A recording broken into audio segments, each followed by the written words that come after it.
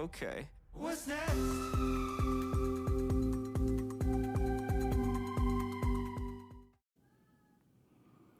Hi folks, Steve here with New London News and Events. It is Monday, February 12th. Stick around, I've got a full report on this evening's New London Village Council meeting. We'll take a quick look at some of the New London Public Library's eclipse preparations, and we'll take a look back at another Ohio first. All coming up next on New London News and Events. And first up from the Village Council meeting, the village administrator reported that a team from the village met with ODNR on January 30th, working to obtain another 10 to 20% of the water in the reservoir. More to come on that as negotiations continue with ODNR regarding the exact percentage and any costs associated. And now that all the property owners have signed off, the Coleman Court project is once again moving forward.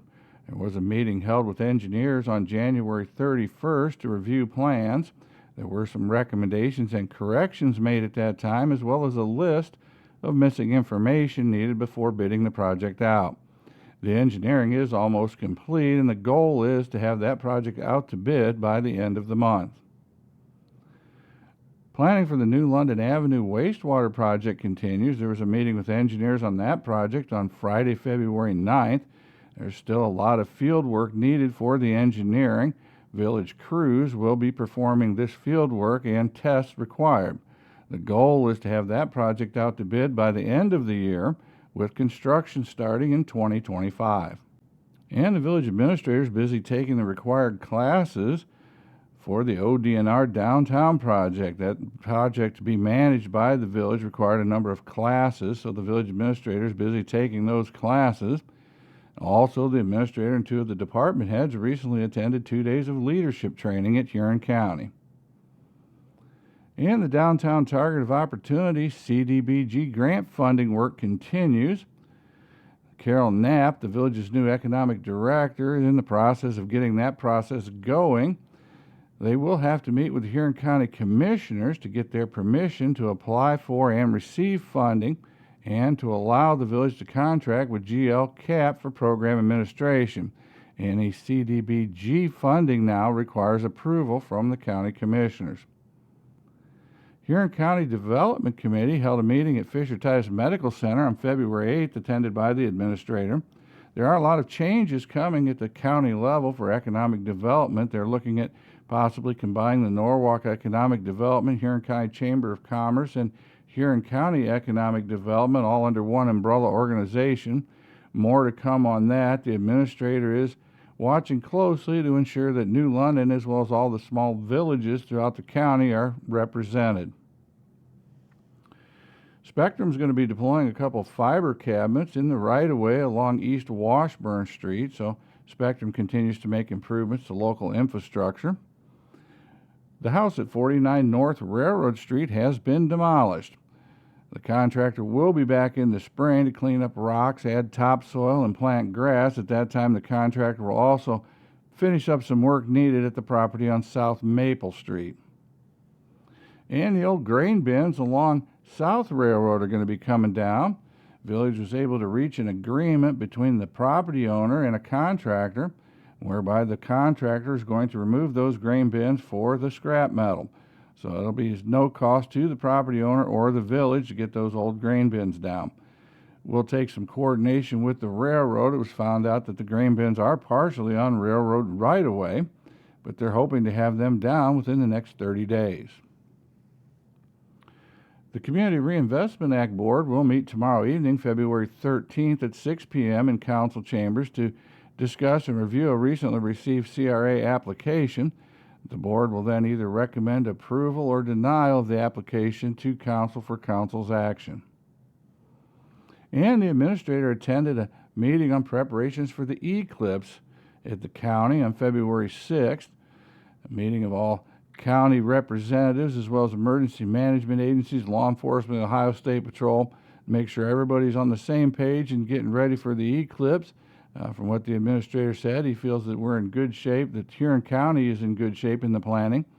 And as we mentioned that, I would like to remind everyone not to forget that along those lines, the village will be holding a town hall meeting on February 22nd at 6:30 p.m. in the high school auditorium regarding eclipse preparation. That meeting is open to everyone, and all residents and business owners are encouraged to attend. Once again, that's going to be on February 22nd.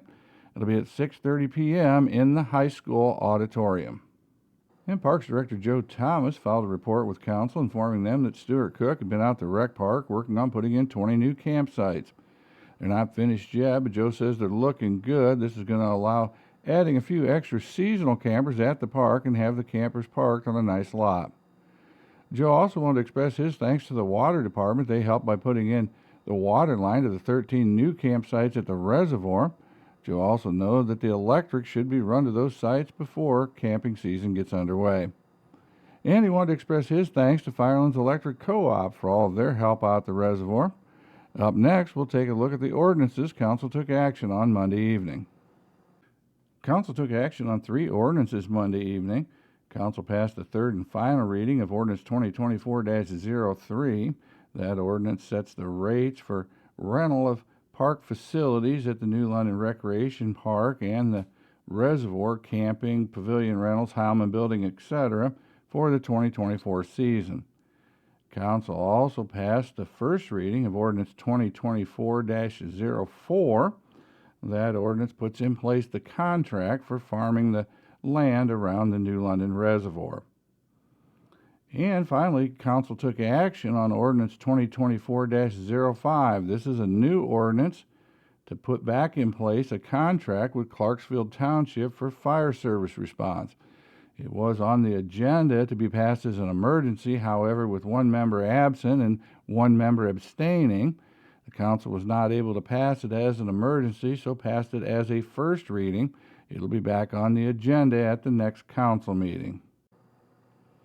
And finally, Council scheduled a special meeting to be held next Monday evening at 4:30 p.m. just to take the final approval action for the permanent appropriations for the 2024 budget year. Up next, we'll take a look at some of the New London Public Library's preparations for the eclipse. And the New London Public Library has been getting a lot of questions about the eclipse as it gets closer. So some of the things the library wants to let people know is that, yes, they will have some solar eclipse glasses available to hand out to community members. They will have a decent quantity available. The library is planning some preparation for the eclipse, including a eclipse prep program on April 4th. That'll be at 6 p.m. and weather permitting will be outdoors at the library. And they will also be holding an eclipse viewing party at the New London Reservoir on the day of the eclipse. Glasses will be given out on a first-come, first-served basis at their eclipse prep program. Anything left over will then be taken out to the eclipse viewing party at the reservoir and again be given out on a first-come, first-served basis. They ask that you please stay tuned for more in-depth information the closer we get to the eclipse. And for any questions, comments, or concerns, please contact the New London Public Library. Up next, we'll take a quick look at another nationwide first that occurred right here in the great state of Ohio. Well, folks, as I research topics for segments of the podcast, I've been impressed with how many firsts happened in the state of Ohio. Now, not that Ohio hasn't been known as a land of inventors and forward thinkers, but when you think about the fact that the country was settled from the east to the west, and that Ohio was at one time the edge of the great western wilderness, you just would have thought that many of these firsts would have happened in New York, Boston, Philadelphia, big cities in the east. Well, today's story is one of those firsts here from the state of Ohio and comes to us from the TuringOhio.com website. Story of the first service station in America. Story starts with a fellow by the name of Harvey Wycliffe, known to his friends just as Wick. He started work for the Standard Oil Company in 1895 as a driver of a tank wagon. These large wagons delivered coal oil to stores within about a 20-mile radius around Columbus. During the busy months, his day would start at 5 a.m. and not end sometimes until midnight. He recalled keeping his team of horses specially shod for the icy, sometimes almost impassable roads in central Ohio. The arrival of the automobile was quite a change for everyone. Those who did not own one of these new machines resented the noise, clouds of dirt, and the fact that they spooked the horses. For those that did own a gasoline buggy, the love affair was complete and contagious. Autos began to show up everywhere. Two Standard Oil men, B.A. Matthews and H.S. Hollingsworth, recognized the opportunity the new horseless carriages were offering. To take advantage of the opportunity, the two men created America's first ever service station. The business began operations on June 1st of 1912 with a portable drive-through located on the corner of Oak and Young Streets. The small 14 by 20 building was located just 3 blocks east of the state capitol. The manager of this new operation was our old friend Wick. They called it a filling station, a name that would endure even as late as the 1970s.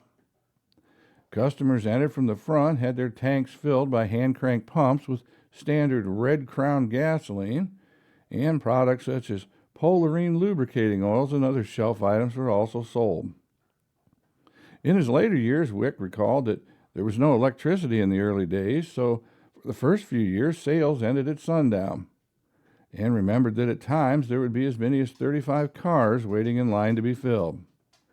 Well, with that kind of success, imitation is never far behind. Soon other oil companies opened their own filling stations throughout the city, state, and the nation. And the rest, as they say, is history. Well, there you have the story of America's first filling station in Columbus, Ohio. Well, that's it for this episode of New London News and Events. Quite a bit longer than usual, but I hope you find the detailed coverage of the New London Village Council worthwhile. I am Steve for New London News and Events. As always, like, follow, and share, and I thank you for watching.